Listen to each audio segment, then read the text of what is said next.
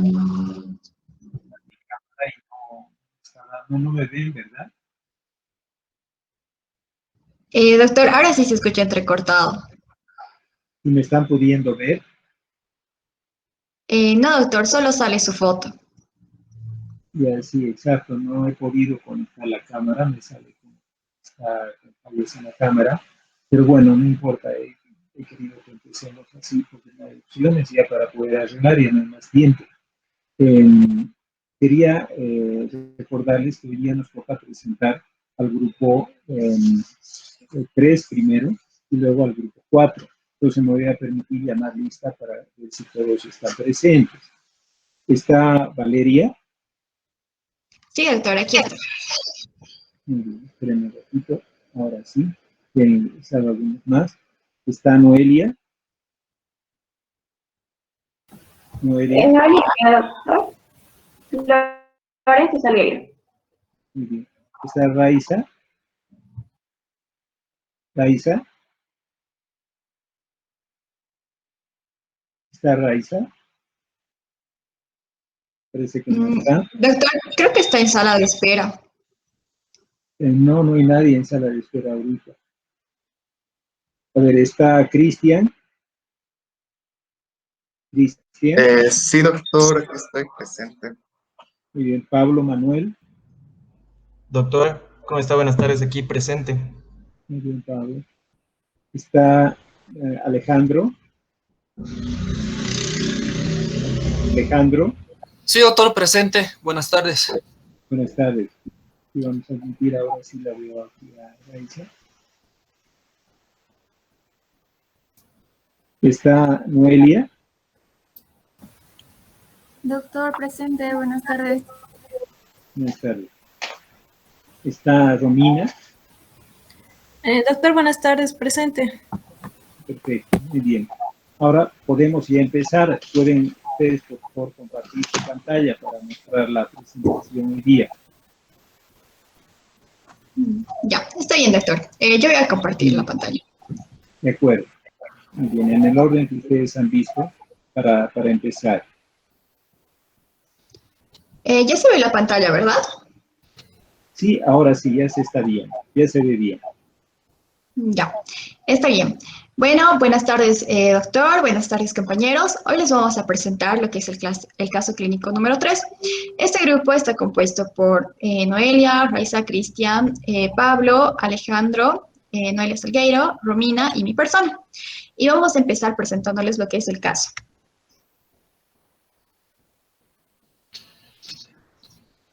Bueno, buenas tardes, doctor. La paciente es una niña de sexo femenino, de 7 años de edad, que viene en compañía de su madre por falta de crecimiento. Los antecedentes perinatales es producto de una primera gestación de embarazo controlado. Durante la gestación, la madre presentó una preeclampsia en la semana 24 y la semana 36. Asimismo, un desarrollo de la diabetes gestacional con tendencia a una hiperglucemia. El parto fue por cesárea por una macrosomía fetal, en donde el producto, su peso es a 4.300 gramos y una talla de 51 centímetros. Requirió reanimación neonatal con diagnóstico de asfixia perinatal.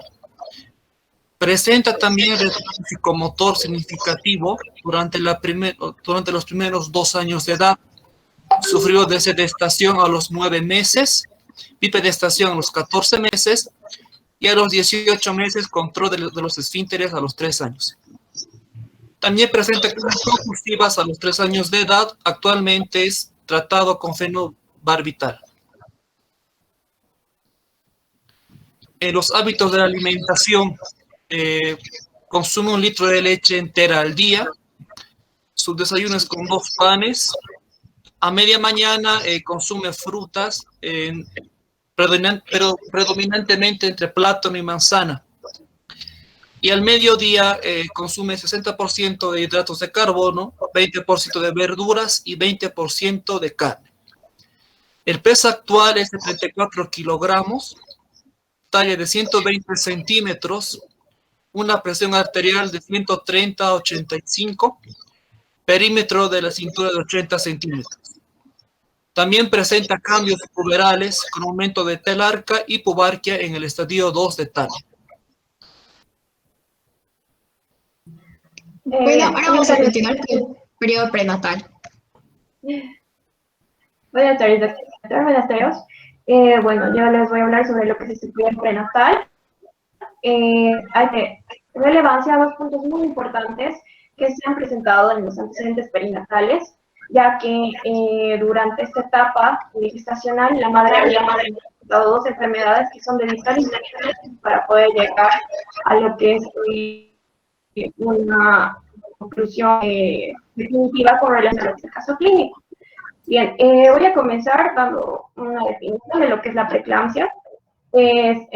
La preeclampsia está presentada en la semana 24 a 36 y vamos a definirla como un síndrome multisistémico de severidad variable que se presenta generalmente en pacientes gestantes, donde el mayor problema se presenta ya que la tensión arterial está elevada, generalmente arriba de 140 sobre 90 milímetros de mercurio, asociada a proteinuria y también a edema. Generalmente esta enfermedad se presenta en mujeres de edad gestacional mayor a 20 semanas. Y bueno, en cuanto a lo que son los factores de riesgo, el que hemos podido identificar con el relato de lo que es la anamnesis durante la transmisión de lo que es la historia clínica, ha sido que la madre ha sido primigesta. Bueno, María ha sido un producto de una primigestación. Entonces, probablemente haya sido uno de los factores que haya sido determinante para la presentación de esta enfermedad. La siguiente, por favor. Bien, la otra enfermedad era la diabetes gestacional. Y vamos a ver a este cuadro clínico, bueno, a esta entidad patológica que se presenta generalmente en mujeres que no han tenido diabetes previamente y que se caracteriza por haber una intolerancia a los hidratos de carbono, que resulta con cifras de hiperglicemia muy elevadas y puede tener severidad variable. Generalmente esta puede tener consecuencias tanto en la madre como en el bebé en la etapa postnatal, de la cual vamos a hablar posteriormente.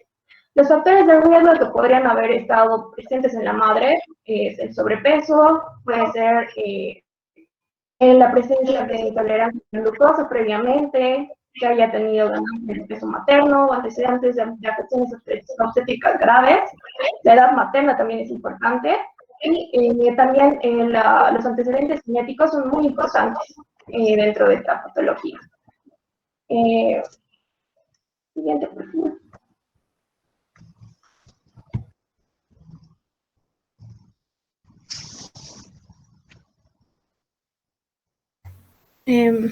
Buenas tardes, doctor. Buenas tardes, compañeros. Voy a pedir antes que por favor apaguen sus micrófonos. Creo que está haciendo interferencia. Ya, bueno. Ya, continuando, vamos a hablar acerca. ¿Se escucha bien, chicas? Creo que está bien la interferencia. Vale. El micrófono de Valeria tiene interferencia. Se escucha doble. Sí, se escucha doble. Ya, ahora sí. Ya, gracias. Gracias, chicas. Ya, durante el periodo postnatal vamos a encontrar principalmente dos diagnósticos. El principal, que va a ser la macrosomía fetal, y también lo que es la asfixia perinatal. En cuanto a la macrosomía fetal, es necesario conocer acerca de en qué consiste esta patología. Bueno, esto generalmente se refiere a que el recién nacido nace con un peso mucho más grande que el promedio. En 8 libras con 13 onzas, es decir, unos 4.000 gramos. Y si lo relacionamos con el caso, ¿verdad? María nació con 4.300 gramos, el cual ya hace que entre dentro del parámetro y sea diagnosticada con macrosomía fetal. Luego, también tenemos que hablar que la macrosomía fetal trae consigo ciertas complicaciones durante el parto vaginal. Y esto puede poner en riesgo a que el bebé presente ciertas lesiones durante el nacimiento.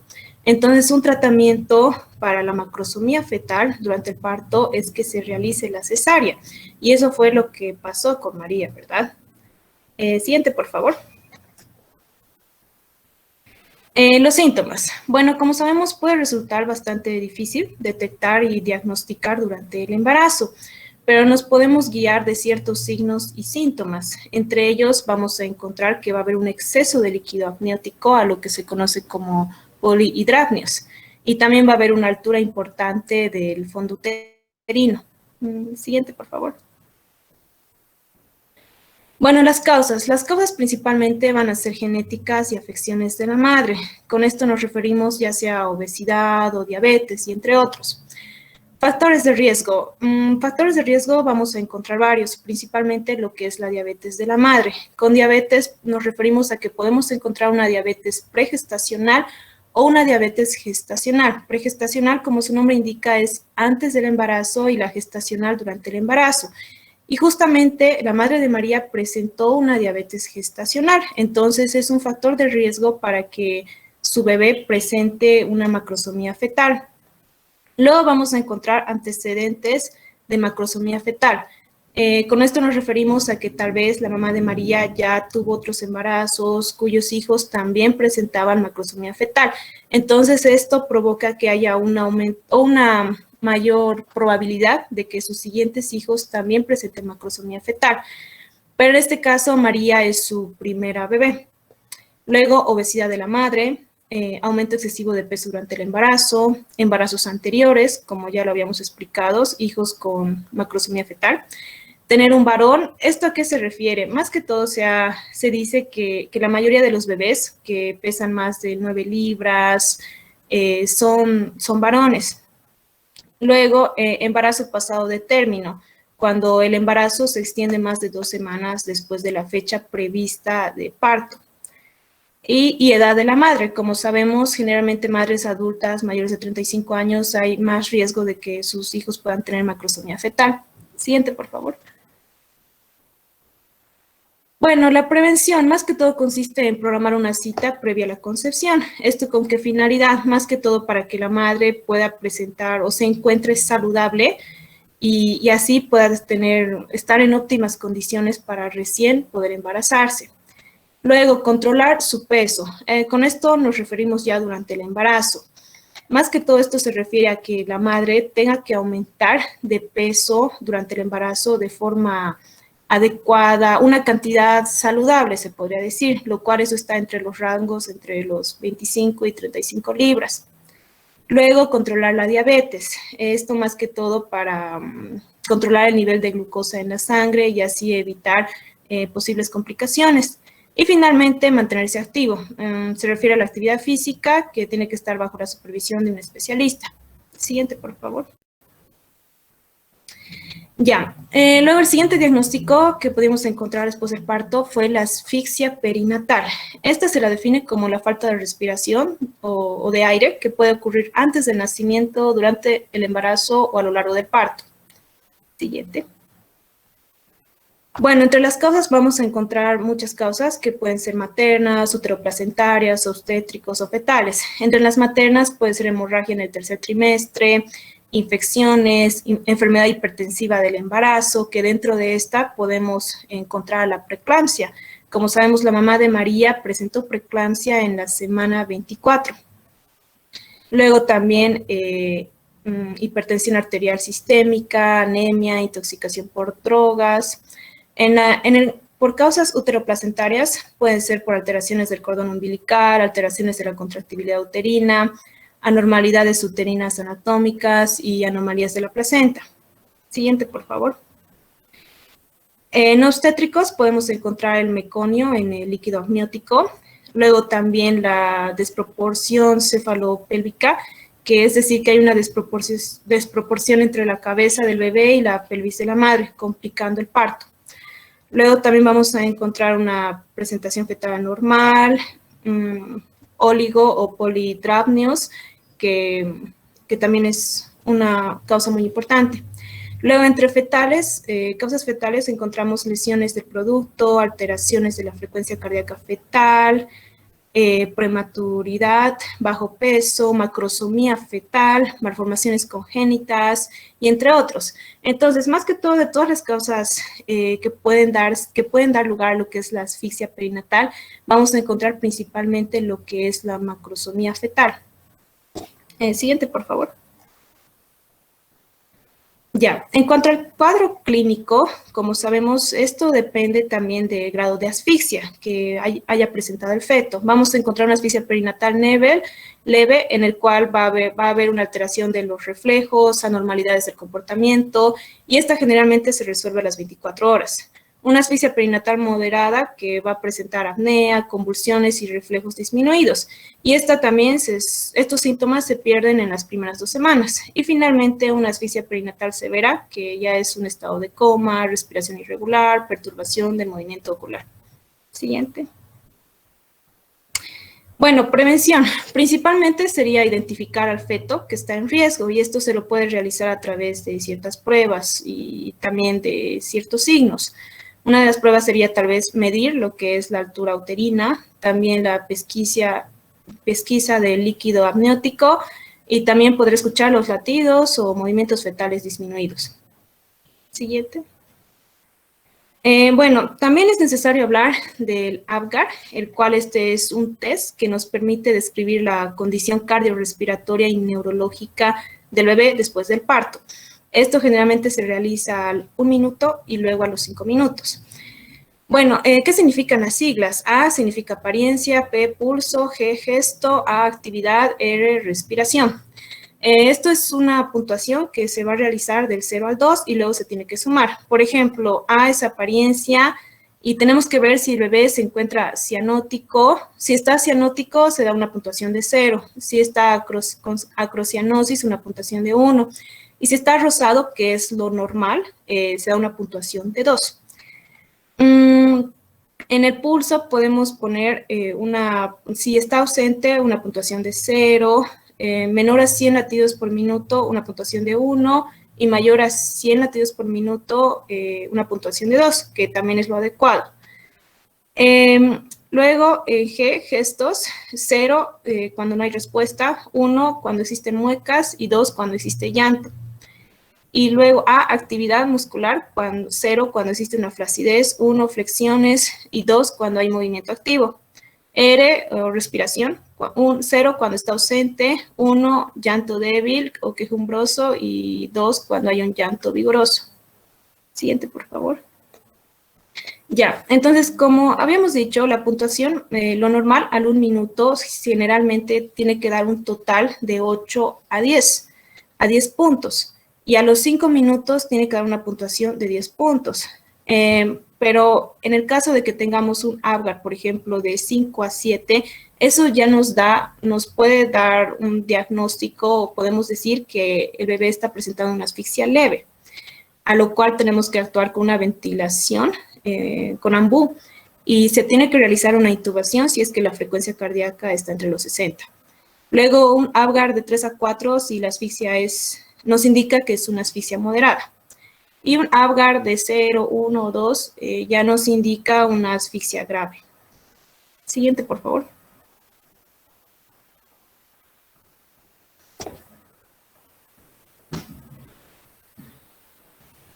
Bueno, continuando con lo que es la primera infancia, encontramos otro diagnóstico de María, que es el retraso psicomotor. Pues esto se lo define como son los logros o hitos del desarrollo de un niño durante los primeros 3 años, que van a presentarse de manera lenta para su edad y alteradas.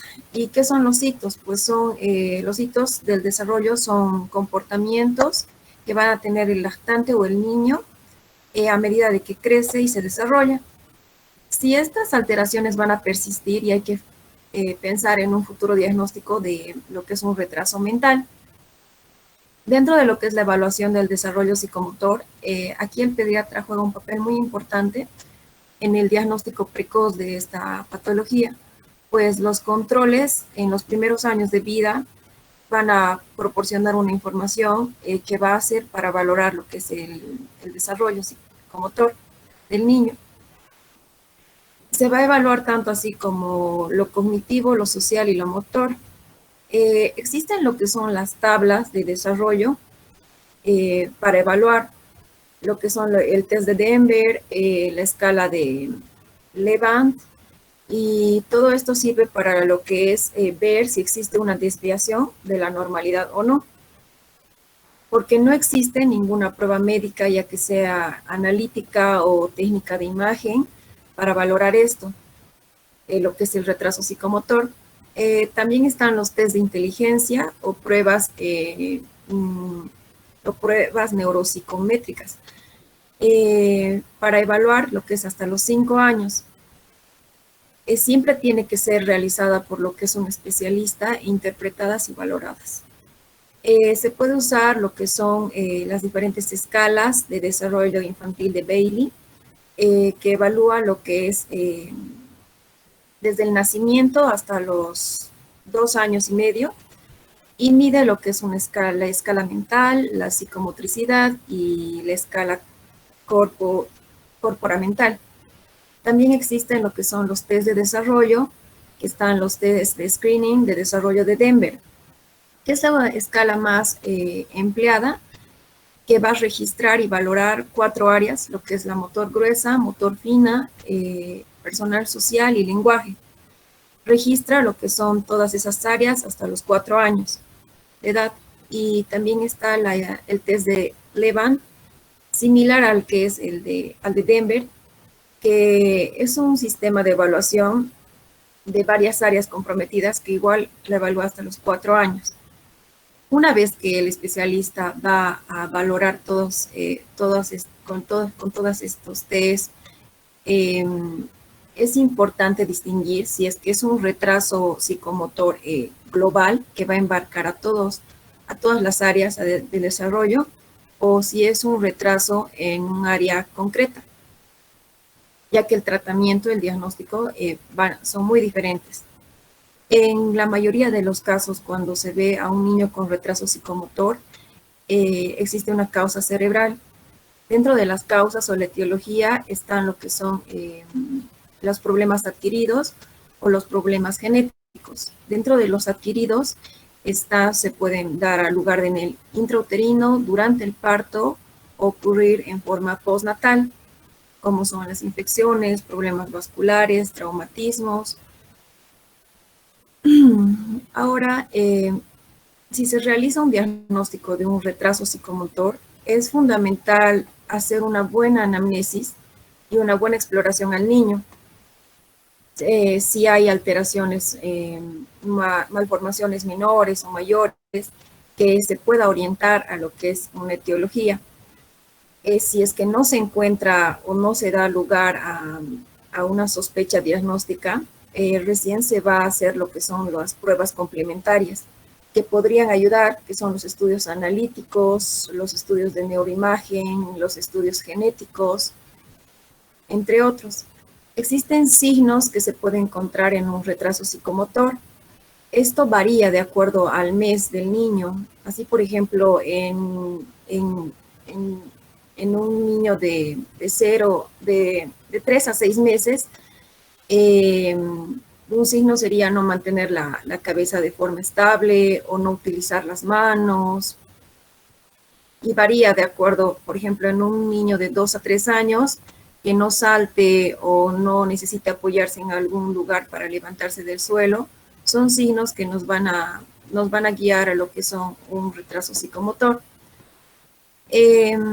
Existe lo que es una escala del Dr. Nelson Ortiz, que evalúa el desarrollo psicomotor de niños de 0 a 3 años. Permite conocer cómo tiene el funcionamiento de sus habilidades. Evalúa lo que es el área de motoras, cognitivas, sensoriales, que va adquiriendo el niño en diferentes edades. ¿Vale? Siguiente.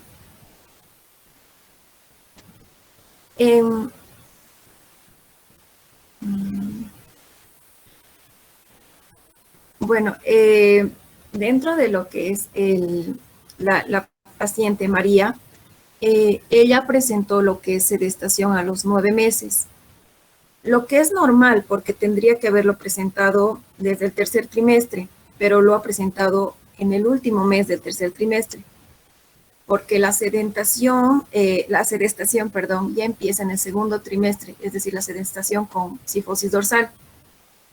La bipedestación que ella presenta a los 14 meses tendría que haber iniciado al tercer trimestre. Incluso en el cuarto trimestre sigue habiendo bipedestación, porque inmediatamente después de eso empieza lo que es la marcha independiente, la cual la marcha independiente lo presenta a los 18 meses. La marcha independiente se tendría que haber iniciado a las 12 semanas, y hasta los 18 semanas. Y ella empieza lo que es en la 18 semana, es decir, en la última semana de donde se debería haber presentado. El control de esfínteres, ella lo presenta a los 3 años. Lo normal es de las 18 a 36 semanas, que está dentro del margen, pero igual muy retrasado. Todo lo que presenta la niña, que es sedestación, bipedestación, la marcha y el control de esfínteres, lo presenta en los márgenes que se debería presentar, pero en el último mes, casi todos. A cual se le lleva, en este caso, tendría que haber sido la etiología, un problema adquirido que era intrauterino y durante el parto. Entonces, la madre, al tener lo que es la diabetes gestacional, desencadena en lo que es la macrosomía fetal, propia que es de dicha patología, ¿no? Tanto lo que es la diabetes gestacional y la preeclampsia desencadenan lo que es la asfixia perinatal, la cual va a provocar un sufrimiento fetal, el que lleva a realizar lo que es una reanimación, porque tendría que haber nacido con un Apgar bajo. Ahí, ¿por qué de la reanimación, no? Al ocurrir lo que es el sufrimiento fetal, la hipoxia, va a provocar un daño neurológico, y de ahí es donde se manifiesta el retraso psicomotor. Siguiente, ¿vale?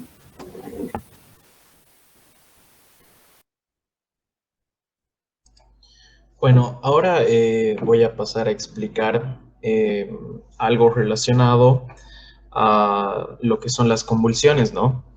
Como podían escuchar en la presentación del caso clínico, nosotros vemos que María a los 3 años presenta lo que son ataques de convulsiones, por lo cual, en primer lugar, y de manera breve, es importante tener un concepto acerca de lo que son las convulsiones, ¿no? En este caso son descargas eléctricas de carácter anómalo y de carácter irregular, ¿no? A nivel del encéfalo, las cuales producen rigidez y sacudidas violentas involuntarias del aparato locomotor. Es decir, dentro de lo que son las convulsiones es un problema neurológico, el cual hace que el paciente o la persona que se ve afectada tenga una contracción muscular que es incontrolable, es involuntaria, y también puede causar dentro de lo que es en el paciente episodios en los cuales no puede acordarse de qué está pasando durante el momento de los ataques, ¿no?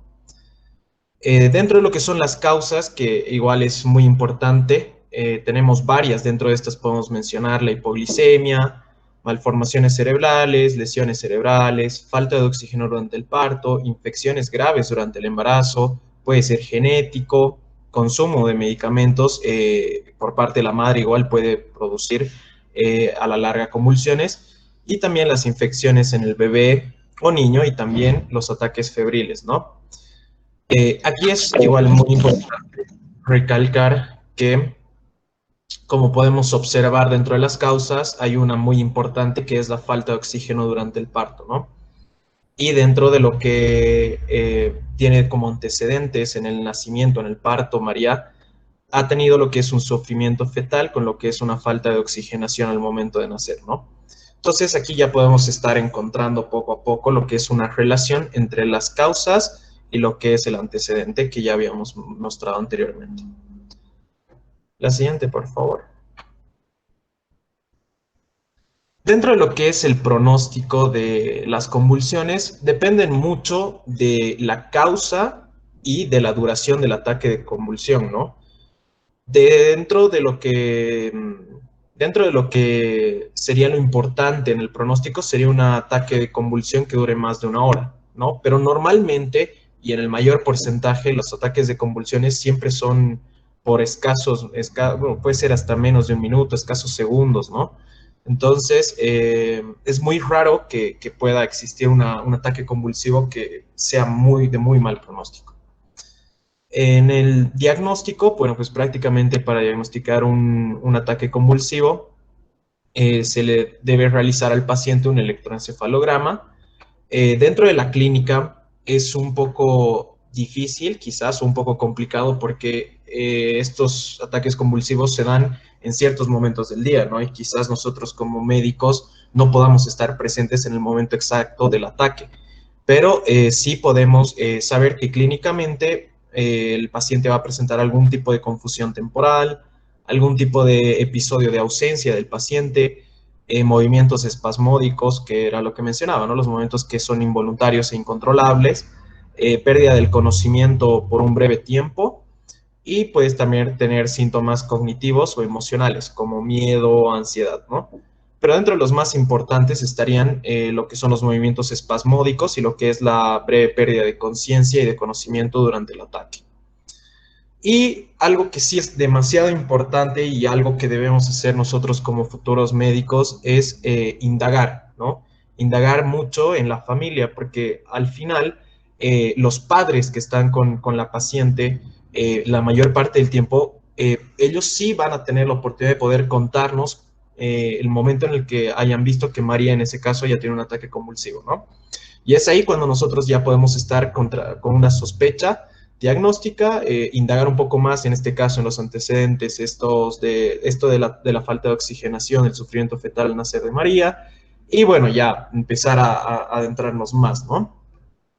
Y finalmente, el tratamiento, bueno, es importante buscar una causa, ¿no? Es muy importante buscar la causa, tratarla inmediatamente y administrar medicamentos anticonvulsivantes.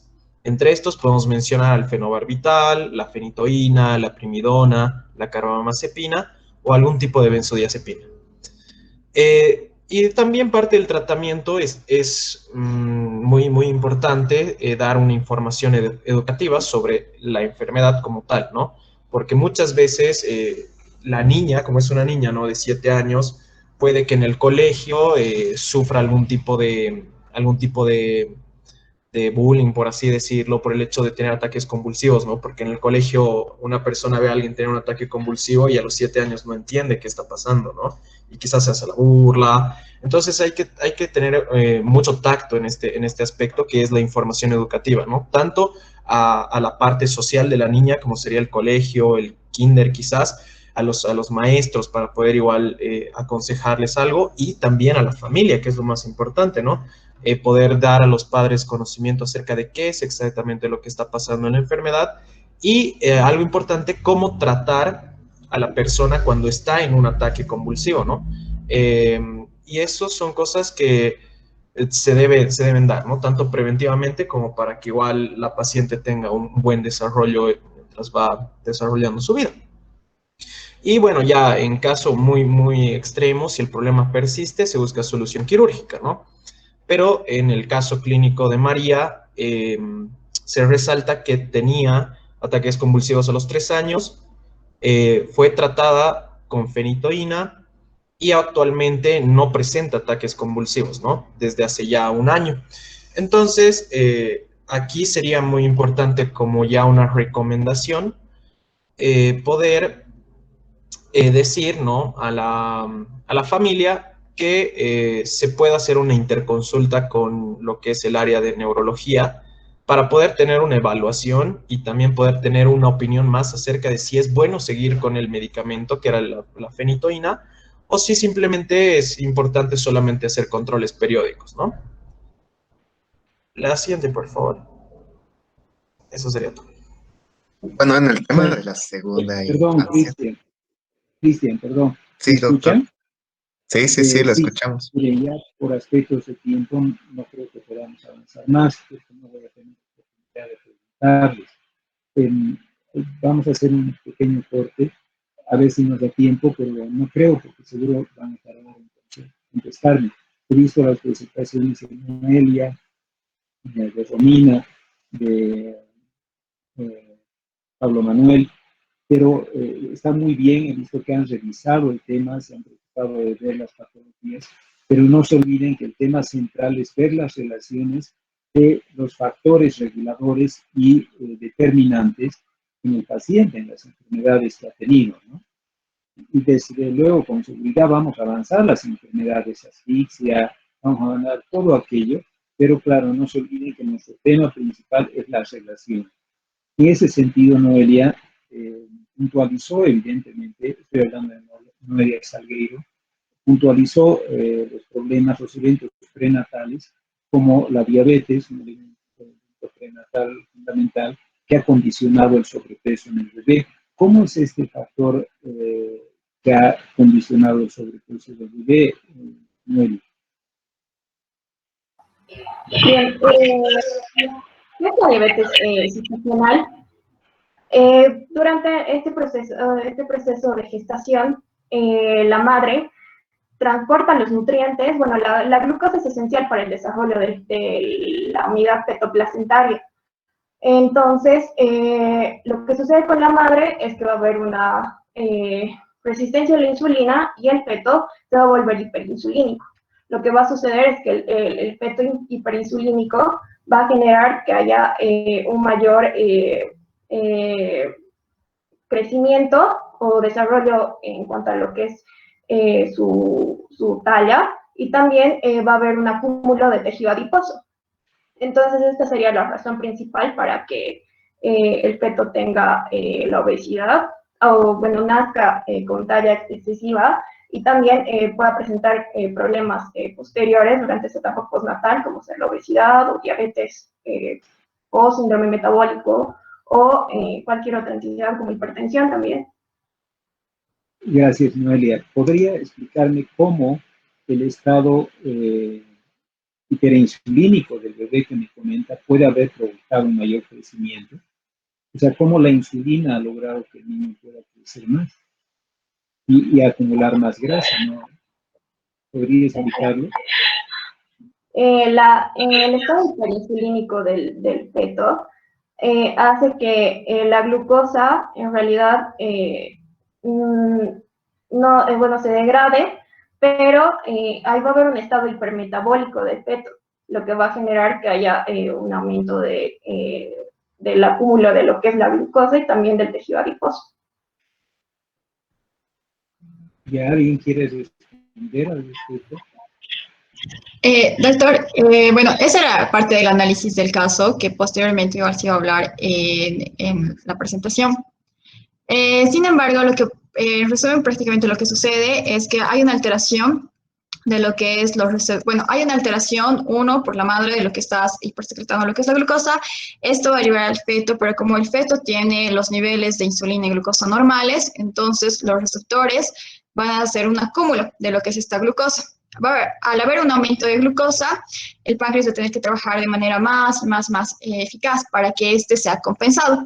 Sin embargo, en un momento dado no va a haber una compensación adecuada. Es por eso que la glucemia se va a aumentar, y al haberse aumentado, entonces todo este proceso que se va a derivar a la lipogénesis, entonces esto va a derivar a que haya un incremento de lo que son todos los órganos y tejidos. Y entre esos tenemos lo que es igual el tejido adiposo, consecuente a que va a tener un aumento del crecimiento de desarrollo in útero, es decir, que el feto va a crecer con sobrepeso, como veíamos en el caso de María. Y en realidad sería por eso más que todo, pero o sea, posteriormente, igual ya en el caso, vimos que después se presentó una hipoglucemia, es decir, que gracias a la alteración y gracias a la sobrecarga de lo que ha sucedido in útero, entonces esto va a producir una hipoglucemia. Es por eso que hay alteraciones tanto en el desarrollo psicomotor y también lo que son las convulsiones y lo que aparte queda una asfixia. Entonces todo este problema se va a ver referido a que las alteraciones no solamente van a ser metabólicas, sí, la causa va a ser esa, pero eso va a derivar a otras complicaciones. Y esto posteriormente va a derivar a que la misma niña, María, presente lo que es un sobrepeso ya a la corta edad que tiene, es decir, cuando ya es niña. Esto va a producir lo que es otro aumento y esto va a producir otra vez una hiperglicemia, provocando así un tipo de diabetes. Y es por eso que ella se va a complicar con lo que es obesidad y también puede tener algunos tipos de alteraciones como ser la hipertensión y dislipidemia. Y eso va a derivar lo que es posiblemente un síndrome metabólico. Eso era lo que venía casi al final de la presentación. Era toda la explicación de lo que había pasado en el caso, doctor. Gracias, Valeria. Pero no es ese el motivo de la neumonía. O sea, el niño no es una persona que tenga más grasa, digamos, corporal, no. Recuerden, cuando les hacía la presentación del tema, yo les mostraba que el niño no tiene ninguna respuesta a la hormona de crecimiento en la vida fetal. Su hormona de crecimiento es la insulina. O sea, actúa la insulina en forma directa sobre los condrocitos, permitiendo un mayor crecimiento. El aumento excesivo, por supuesto, de peso también se debe al tejido graso que ha acumulado por la génesis, ¿no? Debido a que no pueden ya se produce una resistencia a la insulina y por lo tanto el niño hace una intensa lipogénesis. Pero básicamente el crecimiento se ha visto afectado porque la insulina es una hormona de crecimiento. En la vida fetal, no así en la postnatal. De tal manera que el crecimiento es por el exceso de la insulina. Ahora bien, en ese contexto, nos habla Noelia Flores del retraso psicomotor, ¿cierto? ¿Y cuál es la causa de este retraso psicomotor? ¿Por qué tiene retraso psicomotor? Y puntualiza algunos aspectos, lo domina, sobre varias pruebas que permiten ver si el niño tiene retraso psicomotor o no, pero no ha definido si tiene o no tiene retraso, o sea, parecería estar al límite, pero no hay retraso. Por ello, debe usar una norma. O sea, vale decir, cuando ustedes estén ejerciendo su profesión, no pueden utilizar una serie de normas para poder clasificar a un niño. Tienen que usar una norma. Y habitualmente usamos las normas nacionales, ¿no es cierto? Que nos dicen cuál es el que hacer. Y ahí está la escala de Nelson Ortiz para evaluar si hay retraso o no. Porque claro, ahí yo lo entiendo, Romina, que para usted era fundamental saber si tiene retraso o no. Y la norma vigente en nuestro país es la de Nelson Ortiz. Entonces, ahí, ¿cómo le ha salido la evolución del desarrollo psicomotor? Para ver si ha habido algún factor que ha influido en su retraso. Doctor, el María sí presentaría lo que es un retraso psicomotor leve, ya que está a los extremos de la evaluación. Pero no existe, Noelia, esa clasificación en Nelson Ortiz. No hay retraso. Usted no puede referir un paciente con retraso psicomotor leve porque no hay esa clasificación. O sea, ¿en qué clasificación dice que es leve? ¿Qué norma ha utilizado para saber? No, doctor, no es una clasificación, es de acuerdo a cuándo debería haber presentado todo lo que María ha presentado. Claro, pero, o sea, usted tiene que definir si ha habido algún factor que ha afectado su desarrollo psicomotor, pero para eso tiene que saber si hay retraso psicomotor y para eso tiene que haber visto alguna escala. Estoy seguro a quien le toque ver la relación peso-talla, primero han visto si realmente la niña está con obesidad o no. Que le toque, seguro que se ha fijado aquello. De hecho, no, aquí sí, mire, ahí está entre la más 2 y la más 3 desviación estándar, entonces es un problema de sobrepeso clarísimo.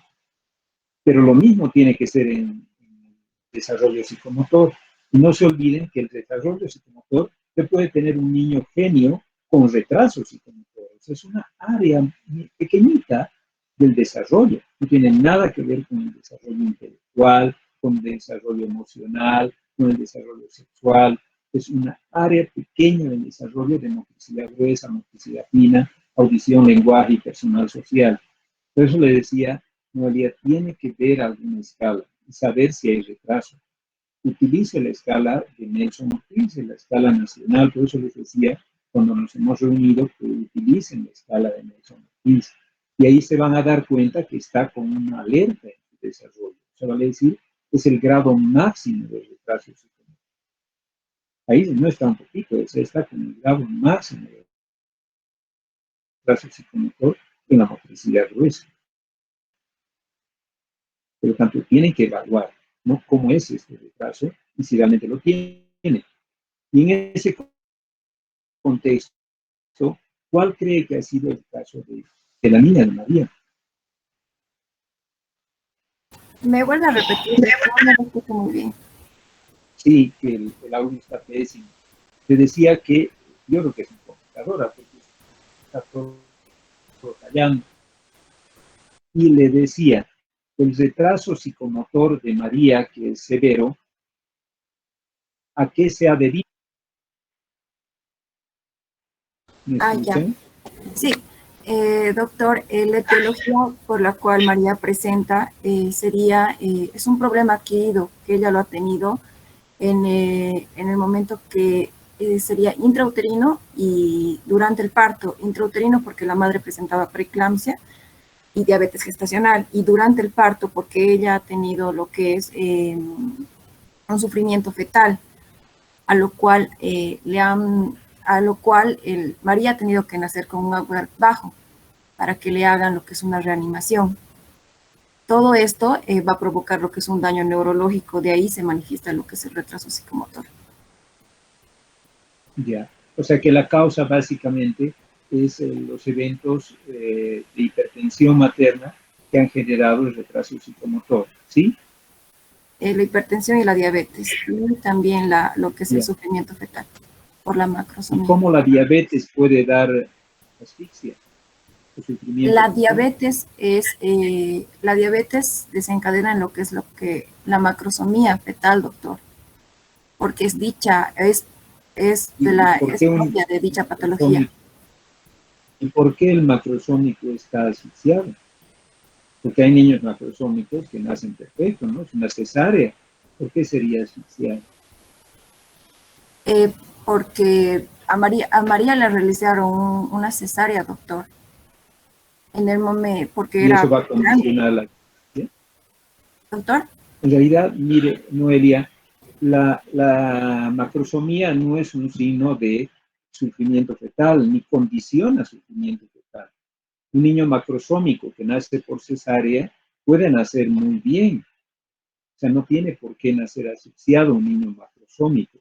Si un niño, póngase que tenga una hipertensión materna grave, puede tener asfixia porque no le llega sangre al bebé. Entonces, claro, el pobre se asfixia terriblemente. Pero la macrosomía no está condicionando asfixia.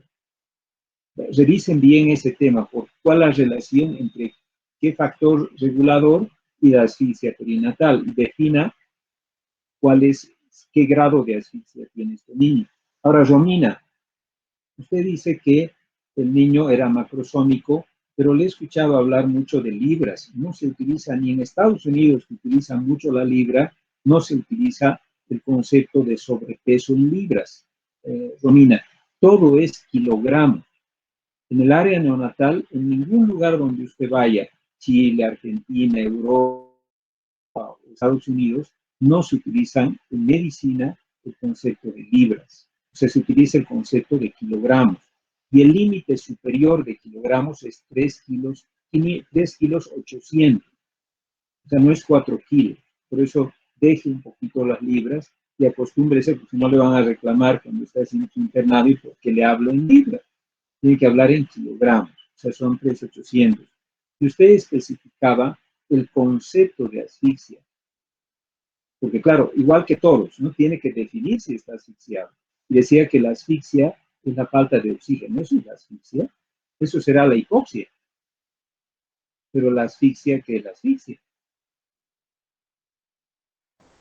Bueno, o sea, según lo que pude definir, era que la falta de respiración, que generalmente puede ocurrir Claro, antes. eso le condiciona. Pero digamos, si ocurre antes de que nazca, pero si no tiene respiración antes de que nazca.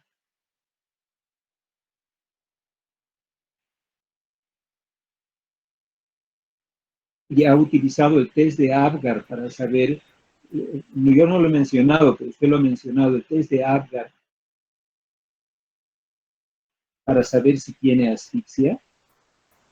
No exactamente, doctor. Más que todo la asfixia, me ha dicho el Apgar, se realiza para describir la condición cardiorrespiratoria y neurológica del bebé. Y en este caso podríamos decir que como el bebé tenía asfixia, ¿verdad? Podríamos definirlo como una asfixia leve, tal vez, que tenía, pero prácticamente en el caso clínico no nos explica esa parte de cómo tal vez el bebé estaba tal vez cianótico, si tenía respuesta o no. Eso tal vez no estaba descrito, pero hemos querido incluirlo porque el test de Apgar es necesario, ¿verdad? Que se realiza al 1 minuto del nacimiento. Sí, Romina, está bien, eso me parece correcto. Ha querido definir la asfixia, pero es que busquen bibliografía para definirla. La asfixia es hipoxemia, hipercapnia y acidosis. Ese es el concepto de asfixia. Es decir, tiene que haber los 3 componentes y el Apgar es uno de 8 parámetros que suman en conjunto para decir que está asfixiado. O sea, vale decir, es pH en sangre de cordón umbilical menor a 7, es hipoxemia, hipercapnia, acidosis confirmada por laboratorio, es signos de encefalopatía hipóxico-isquémica y falla multiorgánica. O sea, es un conjunto de elementos que van a dar, unido a un Apgar a los 5 minutos menor a 3, es un conjunto de elementos que le dan la imagen de asfixia. O sea, repasen un poquito ese tema para afianzar su diagnóstico de asfixia perinatal. Pablo Manuel nos ha hablado de convulsiones y lo ha atribuido las crisis convulsivas a la asfixia perinatal. ¿Cómo así la asfixia perinatal y en este niño, que ha sido después de nacimiento, puede presentar convulsiones? ¿Usted está seguro que la asfixia ha sido el condicionante de la crisis convulsiva del pequeño? Pablo Manuel. Viendo lo que pude averiguar acerca de las causas, ¿no? La etiología por las cuales pueden darse convulsiones en niños, podíamos ver y observar que estaba especificada la falta de oxigenación o la falta de oxígeno al nacer, ¿no? Ahora, esto es igual relacionado a lo que se especifica en el caso clínico, en el que le han tenido que hacer una reanimación fetal, ¿no? Al recién nacido y tener un control de 7 días. Entonces, va relacionado, por ejemplo, a, supongamos, un adulto que ha tenido una parada cardiorrespiratoria, en el cual ha tenido una pérdida de oxígeno por, supongamos, unos 4 o 3 minutos, y se especifica también que pueden quedar secuelas, ¿no? Por la falta de oxigenación, tanto hacia lo que son las células neuronales, como ser la oxigenación a los pulmones, al corazón, ¿no? Entonces, por esta parte, yo sí puedo decir que quizás por esta falta de oxigenación al momento de nacer, han quedado secuelas que se han manifestado después de un tiempo, ¿no? En este caso, se manifestaron a los 3 años. Pero también podemos llevar al lado de la hipoglucemia, ¿no? Que María igual presentaba. Entonces, puede que igual María, al momento de haber tenido una hipoglucemia, esta haya presentado un ataque convulsivo, ¿no?